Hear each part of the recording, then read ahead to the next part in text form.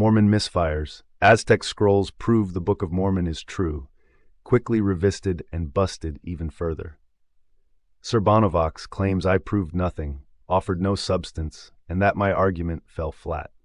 Let's be clear, the fact that several of Brian Stubbs' own peers at BYU, within the very field of linguistics, do not support his conclusions, nor does the church officially endorse them, should have been more than enough to cast serious doubt. But since that evidently wasn't sufficient, allow me to break this down further. Half of Seth's defense of Stubbs rests on statistical modeling and appeals to peer review. Yet SirBonovox rejects peer consensus out of hand, since I brought up that his reviews flopped. So if peer review is suddenly invalid and statistics mean nothing unless they align with your position, we're not discussing evidence anymore. We're defending a belief system against scrutiny. Let's not confuse the two. Peer review is of the utmost importance. Yes, Nephi's record allegedly used Reformed Egyptian, but that term appears nowhere outside the Book of Mormon. Not in archaeology, not in epigraphy, not in any credible ancient language corpus.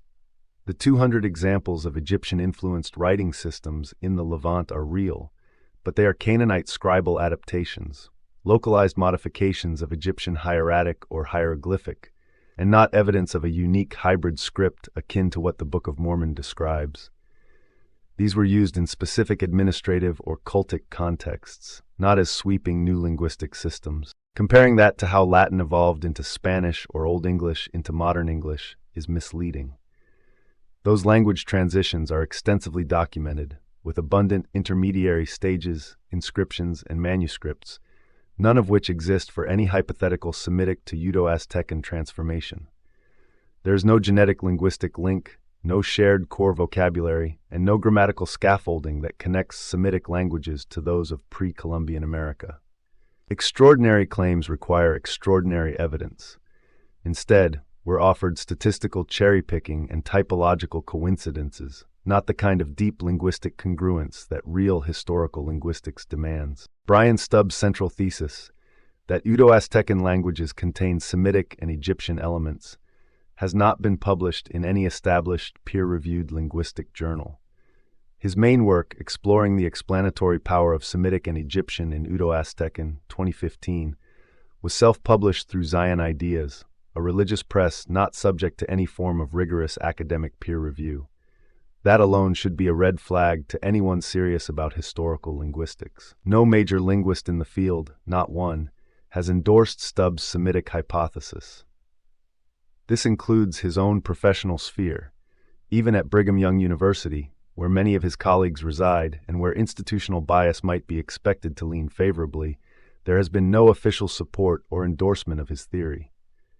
His work has not been cited in any leading linguistics journal, nor referenced in respected Uto-Aztecan linguistic corpora or databases. Most notably, Lyle Campbell, arguably the most prominent authority on Native American historical linguistics, completely omits any suggestion of a Semitic or Afroasiatic connection in his landmark work, American Indian Languages, The Historical Linguistics of Native America. The silence is telling, because if there were even a sliver of credible evidence, Campbell would have noted it. He doesn't. Not once. Stubbs and his defenders frequently point to alleged exact or highly similar matches between Semitic words and Aztecan terms, but this fails the foundational standard of historical linguistics. True cognates must follow consistent, regular sound correspondences across a broad range of vocabulary, not just look or sound similar. What Stubbs presents are isolated lexical resemblances, cherry-picked and removed from systematic linguistic context. These are exactly the kind of superficial matches that historical linguists classify as chance resemblances, and they're common. With thousands of languages and a limited inventory of phonemes, you will inevitably find words that coincidentally resemble each other. But coincidence is not causation, especially when no sound laws, grammatical correspondences, or diachronic evidence support the link. Stubbs' methodology also commits a critical error. He retrofits meanings and stretches semantic fields to create the illusion of connection. For example, matching Hebrew ben, son, with a Uto-Aztecan word for child may seem compelling on the surface, but it completely breaks down when tested against the demands of linguistic consistency. Without patterned, rule-governed transformations across hundreds of words, such claims hold no scholarly weight. I'll provide some more examples soon. Grammatical typology, on its own, is not proof of a genealogical relationship between languages. It is a fundamental principle in linguistics that unrelated languages routinely develop similar grammatical features, such as verb final order, noun classification systems, or gender distinctions, simply because human languages operate under universal cognitive and communicative constraints. These are known as areal or typological features, not genetic links. Brian Stubbs' grammatical comparisons repeatedly confuse typological coincidence for historical connection. What he presents as evidence of Semitic influence in Uto-Aztecan is at best a series of superficial structural resemblances. This is a common error in pseudolinguistics, mistaking surface patterns for deep structural inheritance. More critically, there is no analog whatsoever in Uto-Aztecan languages to the core defining feature of Semitic morphology, the triconsonantal root system, in which three consonants form a root whose meaning is modified by internal vowel changes and affixes, e.g. KTB in Hebrew gives you katav, ketav, kotev, etc. This kind of nonlinear morphological templating does not exist in any form within Uto-Aztecan. That's not a minor detail. It's a devastating absence for anyone claiming genetic or even significant contact influence. Now let's address the cultural side of this argument. The claim that Mesoamerican cultures fit the timeline and descriptions of the Book of Mormon collapses under the weight of actual archaeological evidence. The Book of Mormon describes a world with horses, chariots, steel weapons, wheat, and written Semitic records. Yet none of these items, not a single one, has been verified at pre-Columbian archaeological sites in Mesoamerica. There is no evidence of wheeled transport, iron metallurgy, or Near Eastern writing systems like Hebrew or Egyptian in any confirmed Mesoamerican context. In addition, not one city mentioned in the Book of Mormon, Zarahemla, Bountiful, or Cumorah, has ever been identified archaeologically. Despite decades of searching by LDS-affiliated researchers, there is no material culture that links Nephite or Lamanite civilizations with any known Mesoamerican society such as the Maya, Zapotec, or Olmec. The attempt to map Nephite culture onto Mesoamerican history is nothing more than post hoc speculation, constructed to retroactively fit a theological narrative. It's reverse engineering, not scientific discovery. Seth's claim that the Mulekites may have been rescued by Phoenicians is an ad hoc theory entirely divorced from evidence. There is zero archaeological, genetic, textual, or maritime support for the idea that Phoenician seafarers reached the Americas.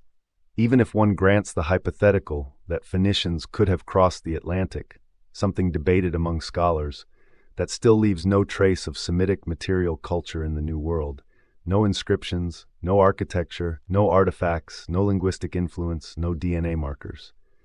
The claim is not just weak, it is entirely unsubstantiated speculation, fabricated to plug a gap in the narrative left by the lack of actual evidence. These four arguments, 1. Grammatical parallels, 2. Cultural alignment, 3. The Semitic match in Mesoamerican languages, and 4. The Phoenician rescue hypothesis, are based not on empirical data, but on selective interpretation, methodological overreach, and theological motivation. They do not meet the standards of rigorous historical linguistics, archaeology, or anthropology. Now, if Uto-Aztecan is approximately 5,000 years old, as agreed by historical linguists, then any significant contact with Semitic or Egyptian languages around 600 BCE, the Book of Mormon timeline, should have left obvious, detectable traces. In well-documented cases of language contact, like Latin into Old English, we can clearly identify loanwords, bishop, street, wine, borrowed affixes, and even syntactic influence. Similarly, Arabic influence on Persian left behind hundreds of recognizable loanwords and script changes. These are not subtle, they form clear, datable linguistic layers. Now compare that to Uto-Aztecan. If Hebrew or Egyptian had truly mixed with it during the Nephite era, we'd expect to find Semitic loanwords embedded in basic vocabulary, terms for kinship, body parts, farming, religion, or governance. For example, we might expect words similar to Hebrew melech, king, Beit, house, ish, man, yom day, eretz, land, Egyptian eter, god, par, house, ankh, life, or grammatical particles like en of, em in. But these elements are entirely absent from reconstructed Proto-Uto-Aztecan and its descendant languages. Instead, the core vocabulary in Uto-Aztecan languages, like Nawa, someone, Tepetl, mountain, Mictia, to die, or Tlacatl, man, shows no phonological or semantic ties to Semitic or Afroasiatic roots. Sound correspondences within the family reflect internal evolution, not foreign intrusion. In short, if a Semitic-Egyptian hybrid had entered Uto-Aztecan in the first millennium BCE, we would see an identifiable linguistic layer, much like we see with Norman French in English or Sanskrit in Southeast Asian languages. The fact that we don't, despite 500-plus documented Uto-Aztecan roots, strongly argues against any such historical contact. Stubbs' theory is not grounded in the scientific method of comparative linguistics. Until his work is published, peer-reviewed, and endorsed by experts in Native American linguistics and Semitic studies, it remains what it currently is: an unverified fringe hypothesis outside the boundaries of serious academic discourse. Let's not overcomplicate what's plain. No peer-reviewed support, no endorsement from BYU's own linguistics faculty, zero recognition from the LDS Church, no archaeological validation, and no literary or linguistic evidence across 5,000 years showing any integration of Semitic or Egyptian into Uto-Aztecan. That's not a gap, it's a chasm. This theory has failed on every front that matters. No matter how creatively one tries to repackage it, the facts remain unmoved. Without credible evidence, this isn't a linguistic breakthrough. It's theological wishful thinking wrapped in pseudoscientific language. Thank you so kindly for watching. This is the Ex-Mormon informant signing off for today.